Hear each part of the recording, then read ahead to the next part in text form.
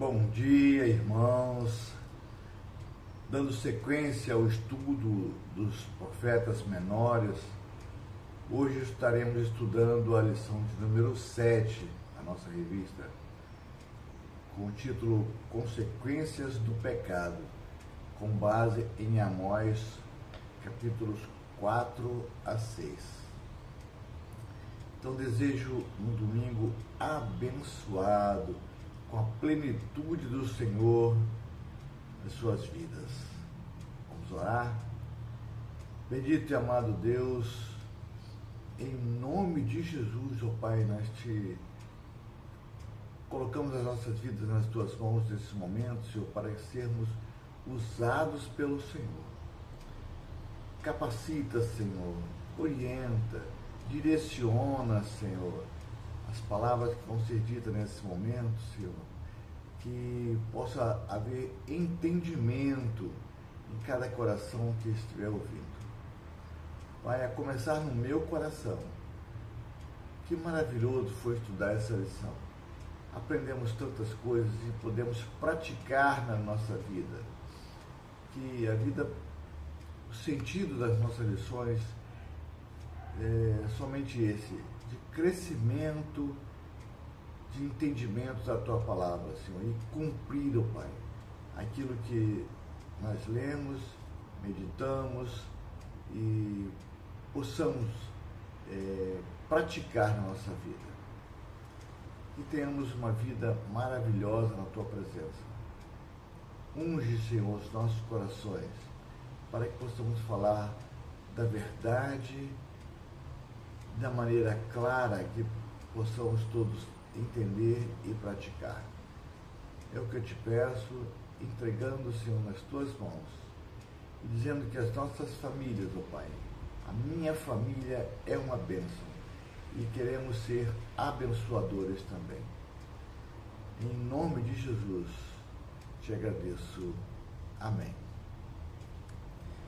Então, nesse estudo de Amós, nos capítulos 4 a 6, no capítulo 4, nós vemos as consequências e juízos de Deus. Deus detalha, as várias formas de juízo que ele havia destinado a enviar a Israel. Não como destruição final, mas como um chamado ao arrependimento. A principal tragédia é que, apesar de todos os avisos, o povo não se voltou para ele.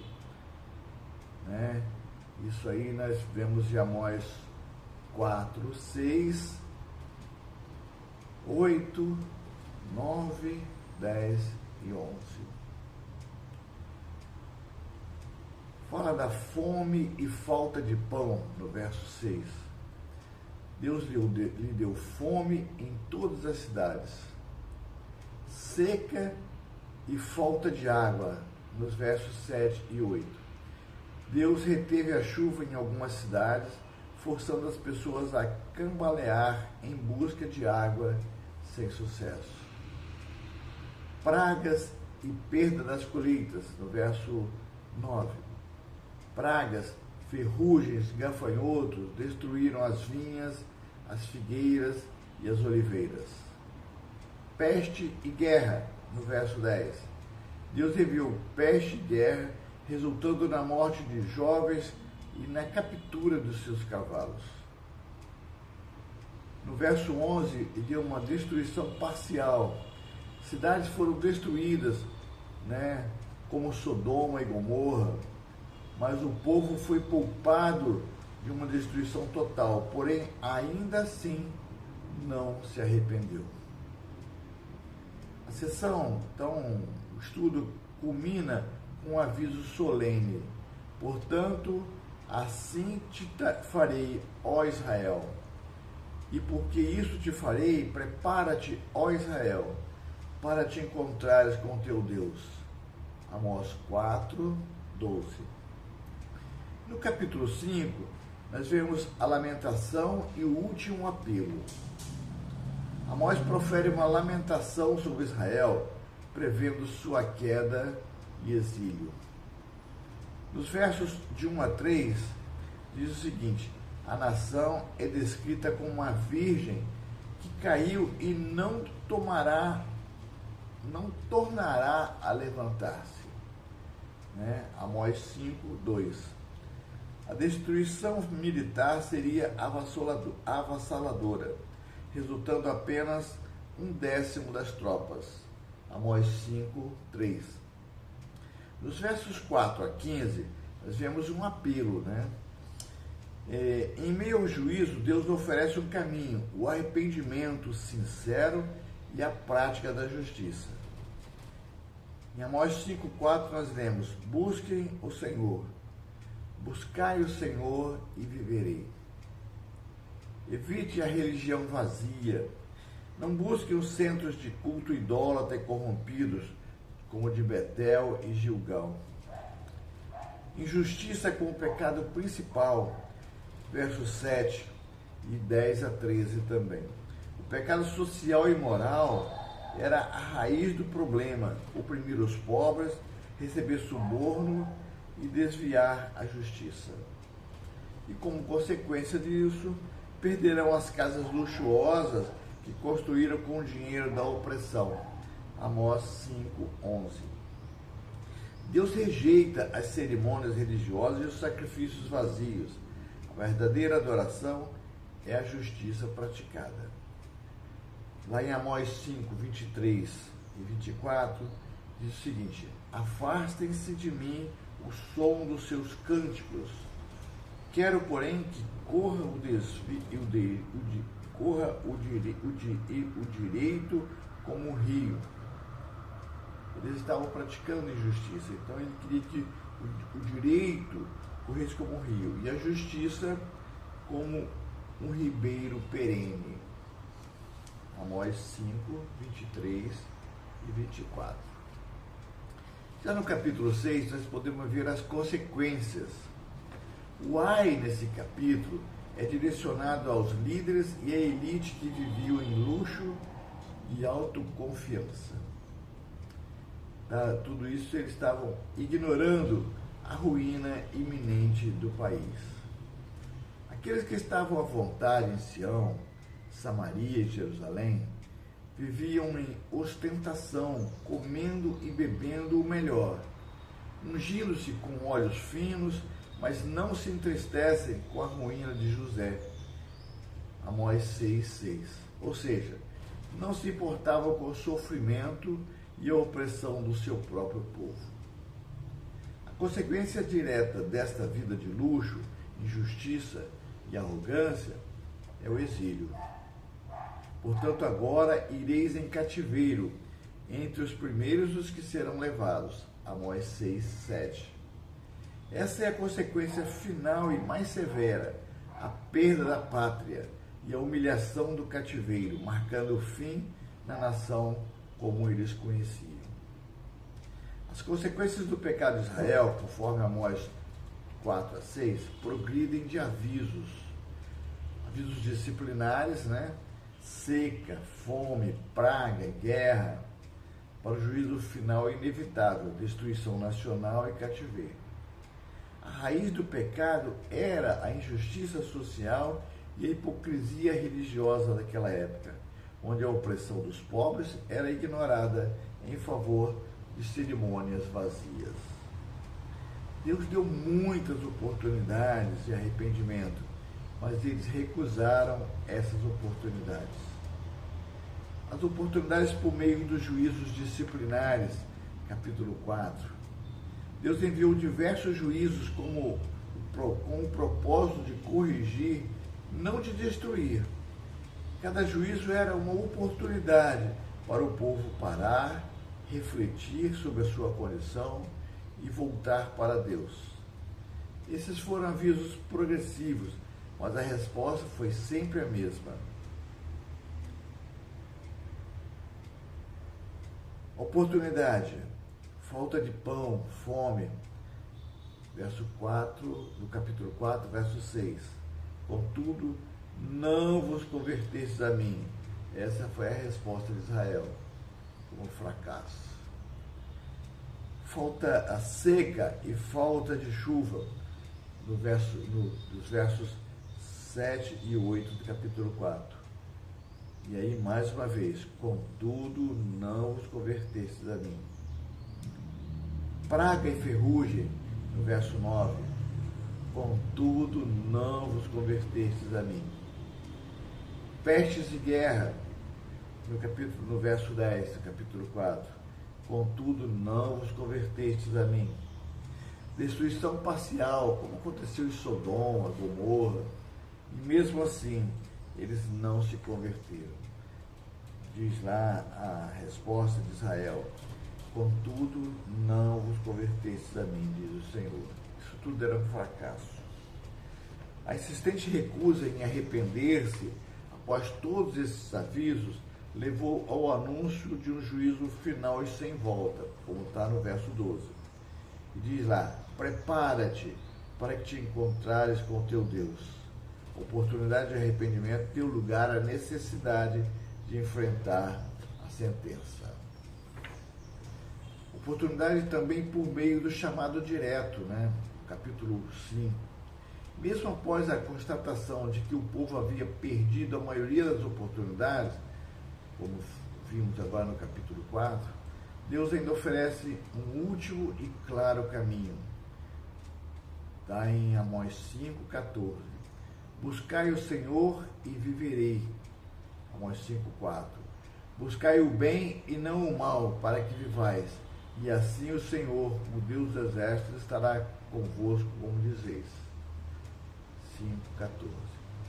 Então, o que deveriam fazer, então? Abandonar os lugares de culto corrompido, não buscar Betel, Gilgal ou Berseba. Isso está no capítulo 5, verso 5. Buscar a justiça, buscar o bem e restabelecer o direito na porta da cidade, o lugar onde os juízes se assentavam. Capítulo 5, verso 15. O povo, contudo, já estava tão acostumado à injustiça e à hipocrisia religiosa que ignorou este apelo. Preferiram o conforto do seu status social e dos seus rituais vazios a mudar a maneira como tratavam os pobres. Oportunidade perdida pelo conforto e pela arrogância.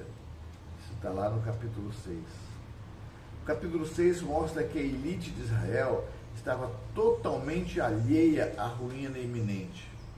Essa cegueira é a perda da última oportunidade de salvação. Os líderes festejavam, bebiam e se banqueteavam, mas a acusação final contra eles é: mas não entristecem com a ruína de José. Capítulo 6, verso 6. Eles perderam a oportunidade de ter empatia, de reconhecer o sofrimento da sua nação e de interceder por ela. Eles afastam o dia mau, como diz no verso 3. Em vez de se preparar para o juízo anunciado por Amós, eles o ignoravam, vivendo como se tudo estivesse bem. E temos a consequência de perder a última oportunidade. A perda total de oportunidade leva à sentença final, que é o exílio. Portanto, ireis agora em cativeiro entre os primeiros os que serão levados. Amós 6, 7. Então a história nos mostra que o Reino do Norte foi o primeiro a ser levado em exílio e acabou sendo totalmente exterminado aquele povo, quando os assírios os levaram. Foram os primeiros a ser levados. Posteriormente também o Reino do Sul, Judá, foi levado em exílio pelos babilônios. Mas aqui Amós diz que eles seriam os primeiros a ser levados. A mensagem de Amós é que o tempo passa. O tempo passa para a correção. A tolerância de Deus tem um limite. Quando os avisos são rejeitados de forma persistente, o juízo se torna inevitável e a porta da oportunidade se fecha. A parte mais gritante da rejeição da lei do Senhor em Amós é a falta em cumprir os mandamentos sobre como tratar o próximo, especialmente os vulneráveis, como está registrado em Êxodo, lá, como podemos ver lá em Êxodo 22, 21 a 27, Levítico 19, 15 a 18, que falavam lá de como deveriam ser tratadas as pessoas. O povo de Israel estava prosperando economicamente, mas essa riqueza era construída sobre uma exploração. Porque pisais o pobre e dele exigis o tributo de trigo, Amós 5:11.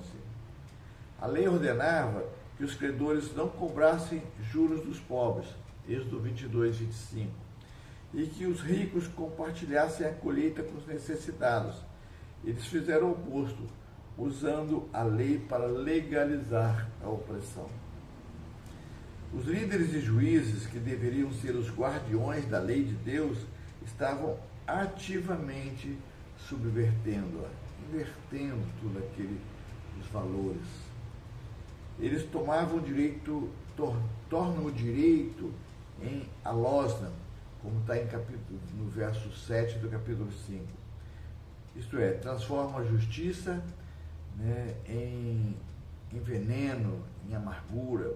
Alosna quer dizer veneno, amargura. E recebem suborno, como está no verso 12. Além disso, desviam o pobre no portão, impedem que o pobre consiga justiça no tribunal. A lei de Deus proibia estritamente o suborno e ordenava a imparcialidade. Podemos ler isso em Êxodo 23, de 6 a 8, e Levítico 19, 15. Ao perverter o sistema judicial, eles rejeitavam o coração da aliança, tratar o próximo com equidade. Eles rejeitaram a lei, adorando de forma errada e hipócrita, separando o ritual da vida prática.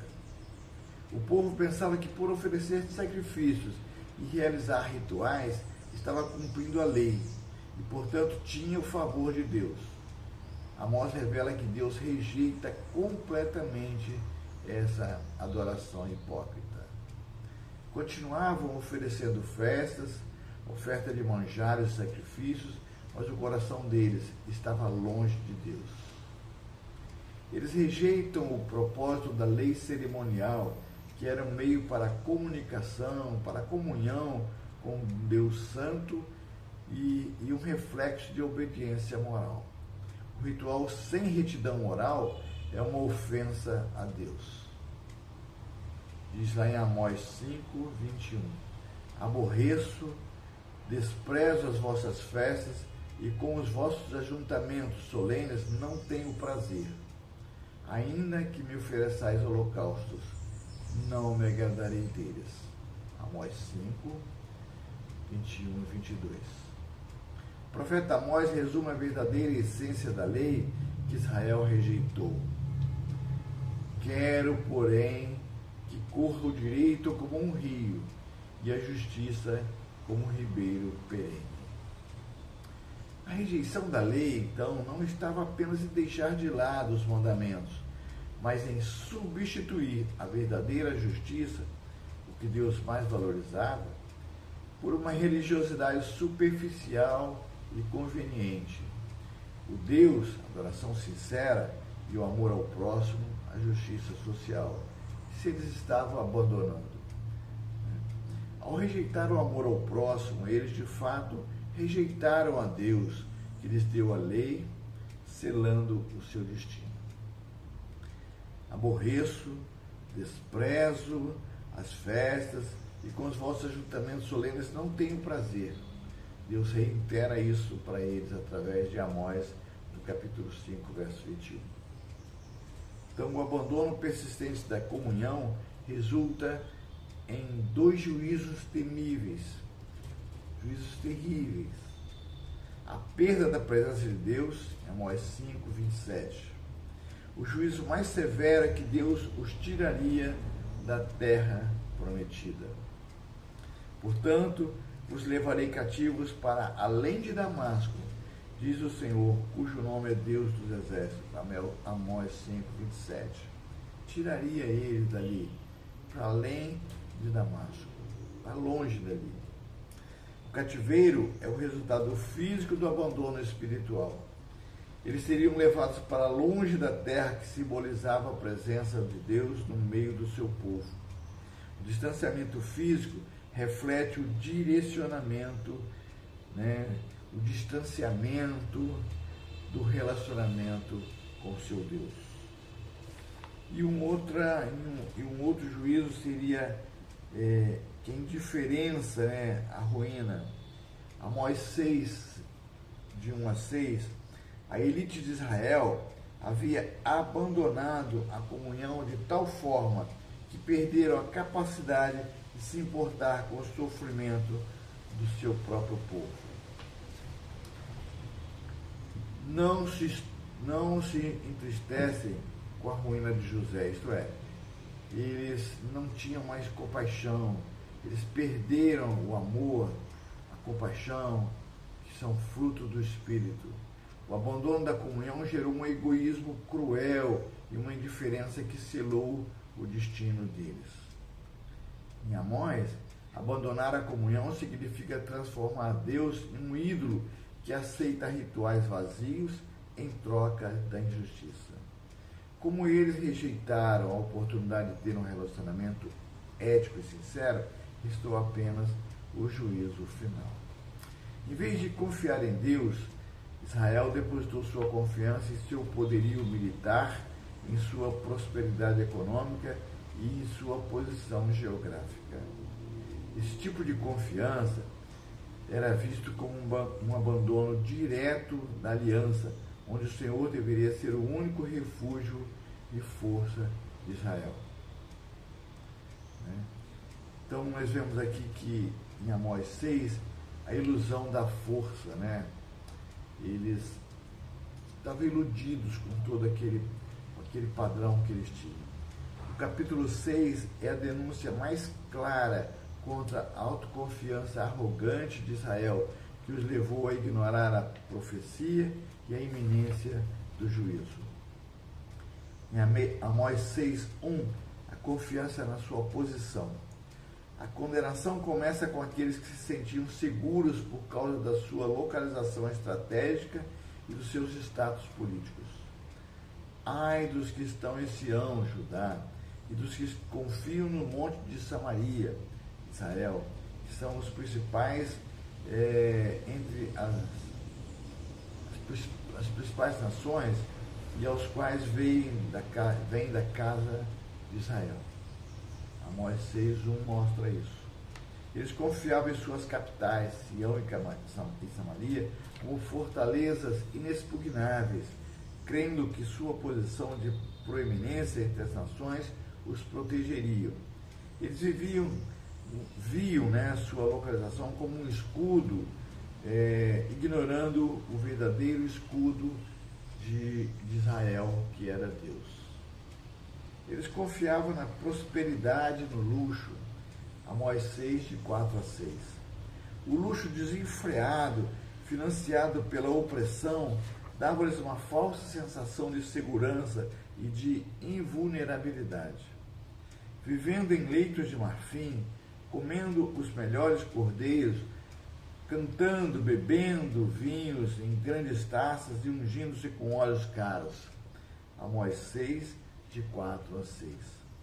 Eles acreditavam que enquanto houvesse riqueza e conforto, tudo estaria bem. Essa confiança materialista lhes roubou a visão da realidade. A nação estava podre por dentro devido à injustiça, mas eles estavam muito ocupados desfrutando da sua força financeira para se importar. Confiança no poderio militar também. Amós 6:13. O povo se gloriava de ter tomado uma cidade e exclamava: não foi com a nossa própria força que tomamos Carmaim? Amós 6:13. Israel havia esquecido que todas as suas vitórias históricas vieram pela intervenção de Deus, como a libertação do Egito. Ao acreditar a vitória à sua própria força, eles caíram no pecado da soberba, rejeitando o primeiro mandamento: não terás outros deuses diante de mim. Se sua força vinha de si mesmo, eles não precisavam do Senhor. Esse era o entendimento que eles tinham. A confiança na sua própria força levou-o diretamente ao juízo, pois Deus não pode tolerar a soberba e a injustiça. O resultado da autoconfiança arrogante é o fim de todo o luxo e poder. Portanto, agora ireis em cativeiro, entre os primeiros dos quais serão levados. Amós 6, 7. O juízo é proporcional ao pecado. Os que se consideravam os primeiros, lá no verso 6, do verso 1 do capítulo 6, seriam os primeiros a serem levados ao exílio. A força que confiavam não os salvaria. Deus avisa que ele trará juízo que destruirá tanto a casa do rico quanto a casa do pobre. Lá em Amós 6, 11.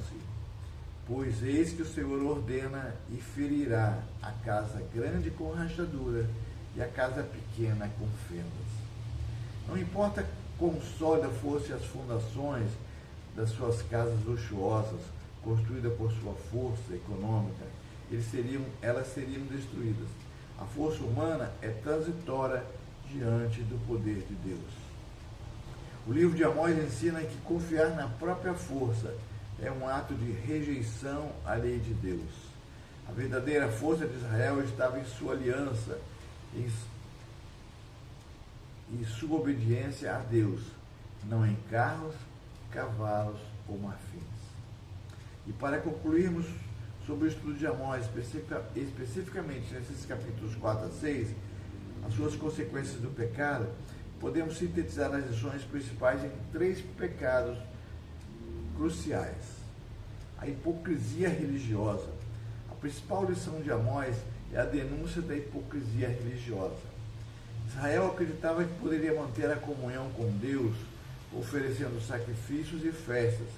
Amós 5, 21 a 23. Enquanto simultaneamente rejeitava a sua lei moral, oprimindo o pobre e pervertendo a justiça. Amós 5, 11 e 12. Amós derruba essa ilusão, afirmando que a verdadeira adoração é inseparável da ação ética. Não é a beleza do ritual que importa, mas a retidão do coração e da conduta social. Quero, porém, que corra o direito como um rio e a justiça como um ribeiro perene. Amós volta a reiterar que ele queria que a justiça viesse com retidão. Né? Isso lá em Amós 5, 24. Uma outra ponto crucial era a indiferença que eles tinham. Amós mostra que a pior forma de abandono da comunhão é a indiferença face ao sofrimento e à advertência. Deus enviou repetidos avisos de juízos disciplinares, fome, seca, praga, como está lá nos versos 6 a 11 do capítulo 4. Mas o povo persistiu. Contudo, não vos convertestes a mim. Eles perderam a oportunidade de arrependimento. Uma outra característica daquele povo era a soberba. A elite de Israel estava tão acostumada, confiando em sua própria força, luxo e posição, que era incapaz de se entristecer com a ruína de José. Amós 6,6. Essa falta de empatia e autoconsciência selou o destino deles, pois a misericórdia só é alcançável para aqueles que reconhecem a necessidade de Deus e do próximo. Os capítulos 4 a 6 servem como um poderoso lembrete da fragilidade de qualquer segurança que não seja fundamentada em Deus. Os que se gloriavam em sua própria força e poder militar, em seu conforto material, em sua posição política, descobriram que nada disso poderia resistir ao juízo de Deus. A consequência do pecado é o juízo proporcional, lá no verso 6 do verso 7 do capítulo 6. Aqueles que estavam à vontade seriam os primeiros a ir para o cativeiro. O resultado final de rejeitar o Senhor, que é abandonar a comunhão, é ser levado para longe da sua presença e da terra da promessa. O estudo desses capítulos não é apenas um registro histórico da queda de Israel, mas um aviso atemporal que a justiça social é uma prova fundamental da verdadeira fé e de que a recusa persistente de se arrepender transforma os avisos de Deus em sentença de juízo. O livro serve como um eterno lembrete de que o destino de uma nação ou de um indivíduo é selado não pela força econômica ou militar, mas pela qualidade do seu relacionamento com Deus, medido pela sua equidade moral. Amém? Então nós podemos ver aí que, da mesma forma que Israel, naquela época de Amós, tinha esse sentimento de poder nas mãos, de poderio militar, poderio social, com riqueza, com luxo, nós podemos transformar para os nossos dias. Nós não podemos entender que a nossa força profissional, nossa força física, nosso dinheiro, nossa qualificação social, nossas condições sirvam para nos sustentar. Nós devemos colocar a nossa força no Senhor, entender que dele vem a nossa força. Nós fomos forjados na força do Senhor. Nós somos abençoados porque temos o Senhor como nosso único e suficiente guarda, líder, protetor, provedor. É Deus que provê em tudo em nossas vidas. Aquilo que temos, aquilo que somos, nós somos porque Deus assim quer, Deus assim projetou para cada um de nós. Então a nossa força não depende de nós, depende do Senhor, Ele que dá a força. E nós podemos ver também como eles tinham cultos hipócritas, né? Músicas solenes, mas que não agradavam a Deus, ofertas que não agradavam a Deus. Podemos transportar para os nossos dias de hoje. Muitos também oferecem, praticam esse tipo de culto hipócrita. Deus não se agrada disso. Então nós podemos ouvir, né, que Deus quer que a gente seja íntegro, reto, que a gente se compadeça daqueles que mais necessitam e que a gente possa, então, fazer aquilo que Cristo nos manda, servir.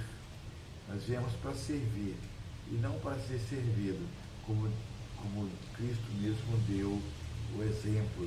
Cristo veio aqui para nos dar o exemplo e que a gente possa seguir, então, o exemplo de Cristo, que nós somos enxertados nele.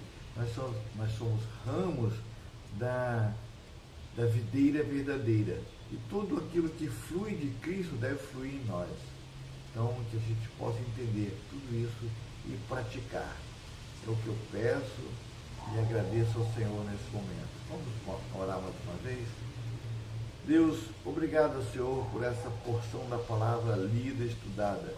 Que isso possa fazer morada no nosso coração. Que isso nós possamos entender que isso não foi somente a história do povo de Israel, mas que essa é a nossa história. Nós possamos cumprir aquilo que é o teu desejo em nossas vidas. Que sua vontade se cumpra em nós agora, na nossa época, da mesma maneira que é cumprida no céu. Com retidão, com equidade, com justiça. Pai amado, nós entregamos tudo isso nas tuas mãos. Entregamos essa lição e a vida de cada um que ouviu nesse momento, que possa ser guardado, dirigido, protegido pelo teu Espírito Santo. Que tenhamos uma vida próspera na presença do Senhor.